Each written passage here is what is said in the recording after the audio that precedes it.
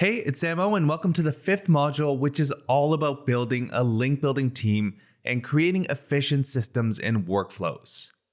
Let's kick things off with the first lesson in this module, where we'll talk about structuring and hiring different members for your link building team.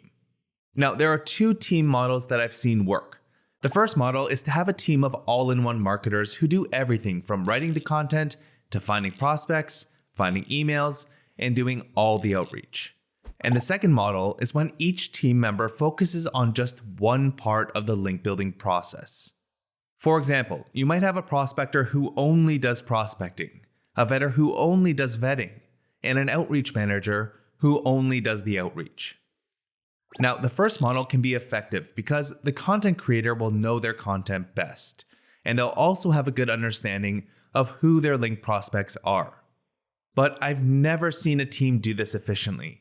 Reason being, no one is a master of all the stages in the link building process, and no one wants to do all of these things.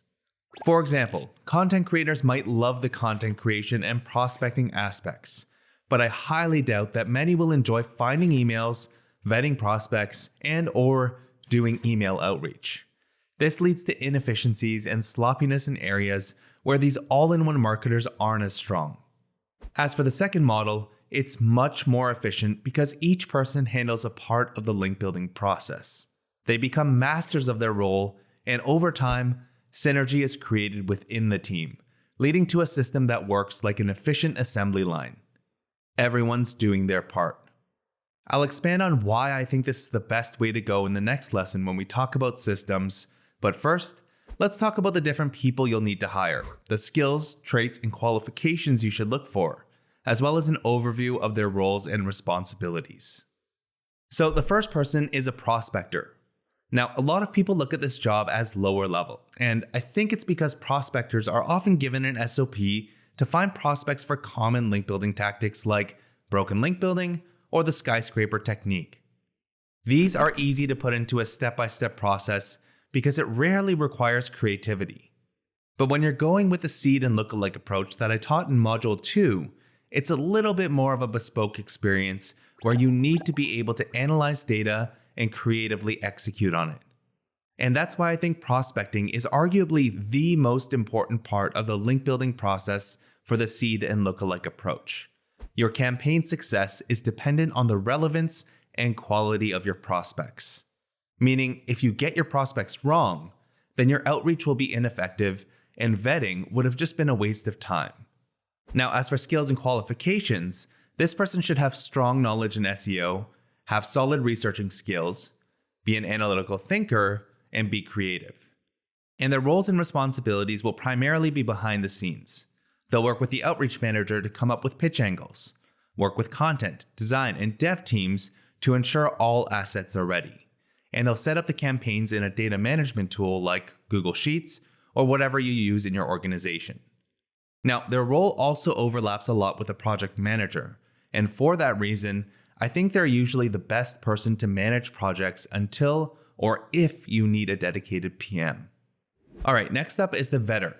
Now, this person's job is to qualify and disqualify prospects based on a set list of criteria, and this criteria will vary depending on your organization's SOPs and requirements.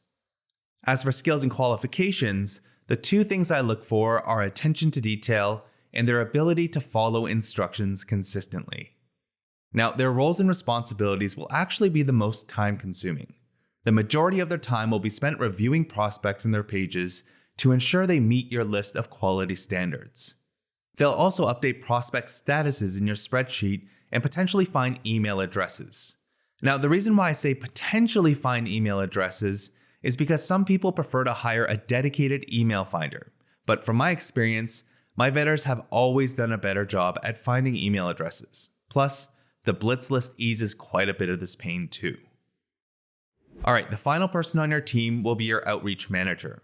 This is the person responsible for sending all emails and managing the relationships that come from them.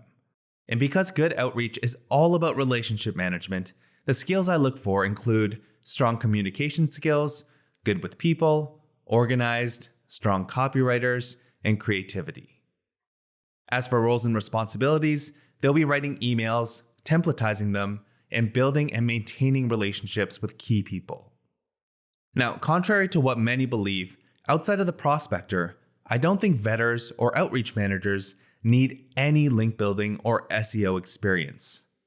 The best vetter that I've worked with had a background in SaaS quality assurance, and one of the best outreach managers I've worked with had a strong background in sales.